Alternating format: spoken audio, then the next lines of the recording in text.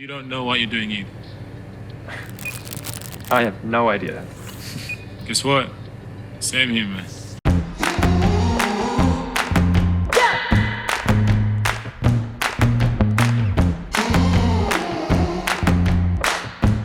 Let's test that theory.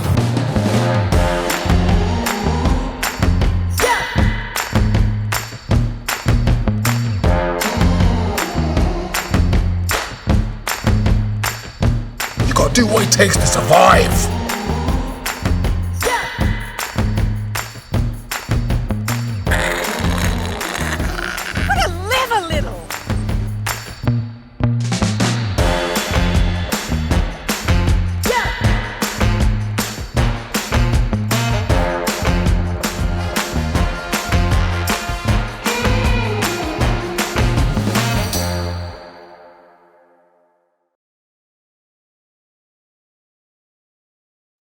Hello and welcome. My name is Michael Jobity and I'll be hosting this live stream today, as well as the award ceremony on the 25th to 26th of November. Welcome to the 4th edition of the MiraBan UK Film Awards, powered by the MiraBan Company and founded by our festival director, Jay Minari. The MiraBan UK Film Awards, or MUFA, is a British, London-based, IMDb qualifying film festival focused on diversity in Auteur movies. As a member of Film Hub London and BFI fan, MUFA provides a spotlight for underrepresented, emerging, and experienced independent filmmakers through weekly live stream Q&A sessions, as well as with its in-person career expo and networking opportunities. And an exciting festival event taking place on the 25th to 26th of November at the Bromley Picture House Cinema. If you haven't done so yet, please check out our festival tickets and VIP pass for the event, and subscribe on our new streaming platform, Stream Auteur, to watch all the officially selected candidates of this edition and vote for your favorite, which will win the Best Film Audience Award. We're also giving out discounts and coupons, so be sure to subscribe. But let's get the ball rolling with our special guests. Please welcome Marcus Austin, Selorm Adonu, and Domizia Salusest from UK, a finalist for Best UK Short, Best Actor, Best Directing with their film Man to Man. We also have our esteemed drama juror, Stephen Keat Mills, with us today. Man to Man is another diversity-driven story where a character named Dion, a young teen, gets beaten up at school. His father takes him to the boxing ring to teach him how to fight and defend himself. Let's take a look. 3 minutes to speak your mind, boy. Nothing more, nothing less. Understood? Clock's ticking.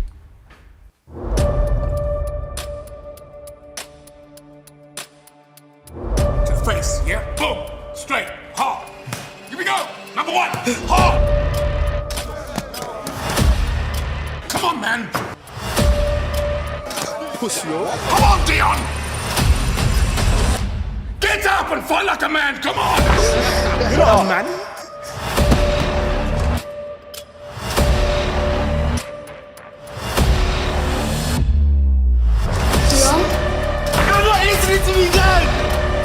Do what it takes to survive.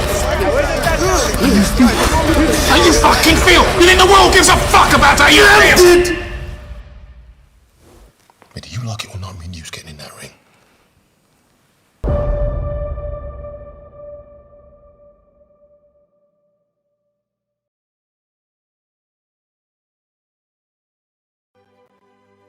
Love it. I want to watch that trailer again. Just like such a great trailer. Oh my gosh. It is. But thank you so much, everyone, for being on today. Marcus, Selorm, Domizia, it's so nice to have you on the live stream today. How's everyone doing? Happy belated Halloween. It's the day after Halloween. How's everyone doing today? Yeah, all good, man. Great. Thank you for having us. Oh, Yeah, of thank you, course. The guys. pleasure is ours. So as I mentioned, we just have a couple of questions for yourselves on such an amazing film. My first question would be for Selorm. First off, incredible performance. You can really feel the adversity, the mental pain and resilience through your face in the film. I feel like the emotions that you're able to capture, people can really resonate with what you put on in terms of your performance. And you even say a line that, like, you said a line saying, like, you're not listening to me. And I feel like that really resonates with people who are having difficulty. It could be a father relationship, but that idea of having your voice heard and having someone else feel what you're going through and trying to put yourself in someone else's shoes. It's not always easy to do. So I feel like you're really able to capture that on screen. Thank you. So I kind of have two questions. The first one would be, how did you kind of become this character? Because it's so real, it's so authentic. And did you pull any inspiration from either your personal life or other events that kind of transpired throughout your own career? And then the second question would be, what was the training like? Because it seems like, it's very rigorous training. It seems like you really know those combat moves. So yeah, those are kind of like surprised. So firstly, thank you guys so much for having us. We really appreciate it.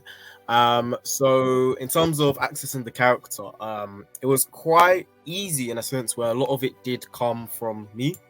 Being the writer of the project, it felt like at the time when I wrote it, I wanted to reach out to my own father when writing the script, and so being able to write the script and have this dialogue, it felt like it came from a natural place, but heightened because, of course, you're in this blood-stained boxing ring.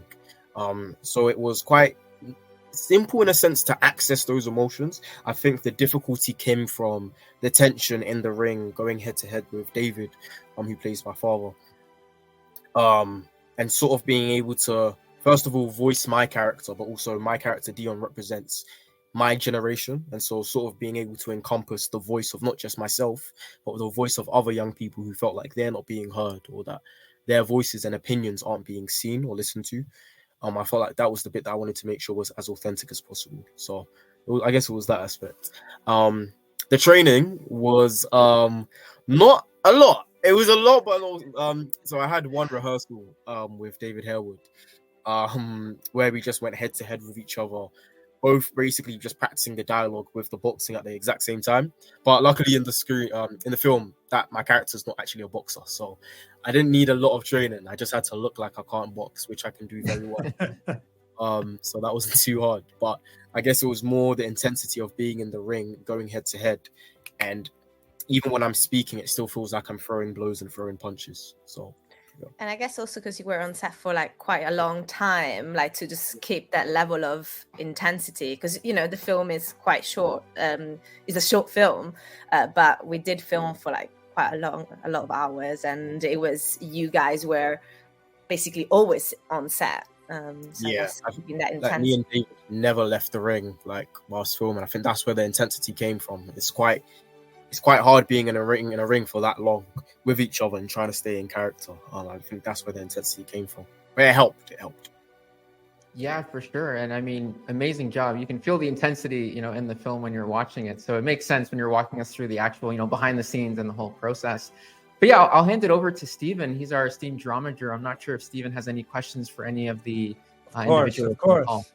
It's just so cathartic and exciting to watch a film like this. There's a moment at, I think, 8 minutes and 28 seconds in where you rise up off the floor and blast out at your father. I mean, it's almost as if the emotion in you is bigger than your capacity to articulate it. And it was a really painful moment to see the need break through the obstacles that emotion and relationships put in the way, and your character really had to fight. But that was a beautiful acting moment. Domizia, how did you create this world? This sort of golden eye world of. Yeah, I mean, I think we all kind of chip in. It was definitely like a teamwork. I think Sal came to me with an idea of having.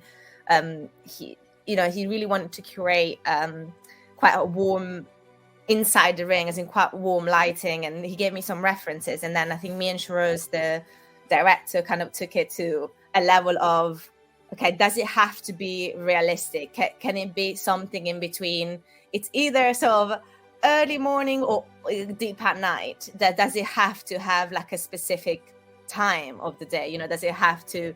We always, I think in cinematography, especially in narrative, we always try to motivate the light, But for this one, it felt like we were just creating another world. And as you watch the film, it kind of feels like half of it is kind of in his, not half of it, but like a few moments you have it, they are kind of in Dion's mind. And it was about balancing, you know, what's real, what isn't. And yes, and then so we created this really warm outside tones, and and then we kind of kept it, you know, it doesn't matter what time it is. It's kind of like a timeless conversation in a way, because it's also in between two very different generations. So yeah, and then we tested it. I think it was quite funny the way we got access to the outside of, you know, the locations, you know, trying to rig everything, because we didn't have like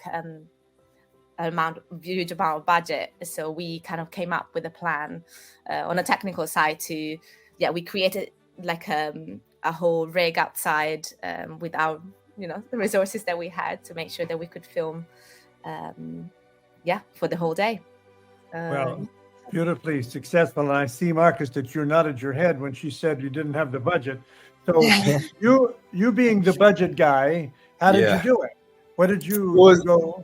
What? Tell me. It was look, I had a really great team around me. Like, again, like Juror, Domizia, like the professionals, they know what they're doing. But sometimes you just have to be like, guys, we have no time. So like basically, I feel like everyone was just very efficient. I feel like everybody had like a purpose-driven goal to actually get this done. The 2 days that we had, and literally you squeeze as much as effort as you possibly can. There was times where we were all putting in a shift, moving things here to there, like just in order for all of us to get to that end goal of this final product that we have now. You shot this in 2 Well, days? I have to say, I think we have to pass around the questions. Otherwise, we will run over the next live stream.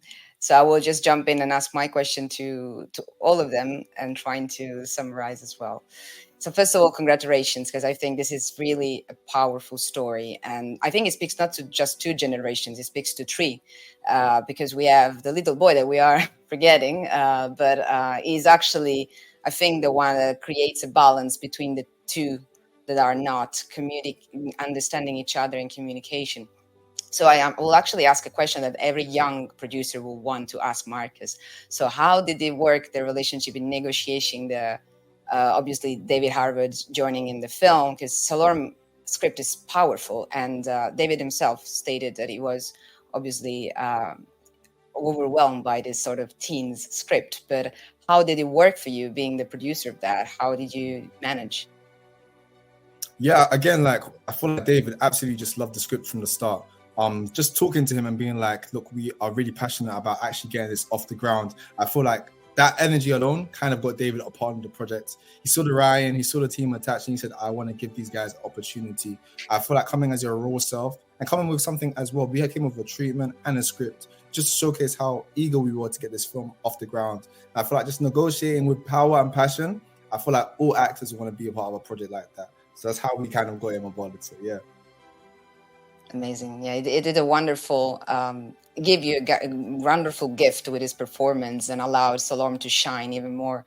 Absolutely. So how was it with the kid instead, with the little one, the relationship in acting with him and delivering the script to him? Because it looks quite young. So it's I don't know if everything Selorm wanted to deliver script-wise was understood by the little one, or he